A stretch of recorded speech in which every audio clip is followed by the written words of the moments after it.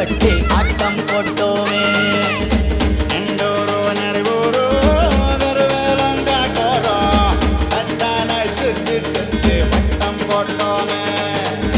பசி வந்தா குருவி முட்டை கண்ணுக்கு தேவன் பறிப்போமே சோர தட்ட புழுதிதான் நம்ம சட்ட புழுதிதான் நம்ம சட்ட.